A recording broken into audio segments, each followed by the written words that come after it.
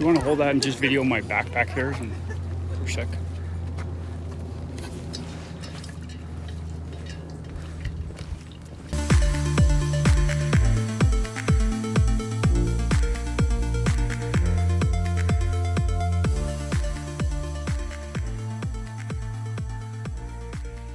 Hello everyone, Dog Walker Dave here. If you're new to the channel, welcome. If you're not new, welcome back.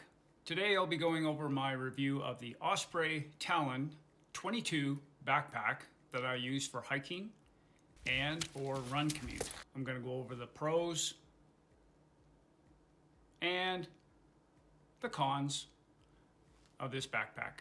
And at the end of this video, I'll be going over if I recommend it or not. Before we get into the nitty-gritty, thank you very much to all those who have subscribed to the channel. It's really helping out. If you are new to the channel, I'll be going over gear reviews for hiking and trail running, as well as some of my adventures and my family's adventures in and around the area of Calgary, Alberta. First of all, the pros. On the Osprey Talon 22 backpack, there are a lot of great little compartments and pockets. And what Osprey does is that they name a backpack with a number. So the Talon 22 holds 22 liters worth of gear and lots of nooks and crannies all around the backpack. With all those little pockets, you can put an ice axe, trekking poles, attach a helmet to the back of your backpack. It also has a pocket at the back of it that you can hold a hydration pack. Now, I'm personally not a big fan of hydration packs, but it's nice to have that option. Another pro is that there are many adjustment points. You can tailor fit it to your body size, length of torso, etc. It is very well constructed. I've had this pack for well over 2 years, taken it on many different hiking trips, and I've used it for run commuting. So it's gotten a lot of use, and there are no signs of wear and tear on this backpack at all. Osprey also offers a lifetime guarantee on all its products. Now, what does that lifetime guarantee entail? Well, basically, if you use it under normal wear and tear and you're not throwing it down the side of a mountain, they will repair or replace free of charge. Nice to have in any equipment that you own. Well, there's nothing perfect in life, everyone. There are a couple of drawbacks. First of all, I think this applies to absolutely every backpack that you have. It claims to have an airflow system where the backpack sits away from your back and a mesh part that is separated by an air gap. But I'm not sure about everyone out there. As soon as I put a backpack on, if I'm walking around on level terrain, it's fine. But as soon as I start to go up in elevation and exert myself, I get the dreaded sweaty back. And I really don't know if there's a way to avoid having that sweaty of a back when you are backpacking, hiking, etc. Another drawback is the size of the side compartments where you would put a water bottle.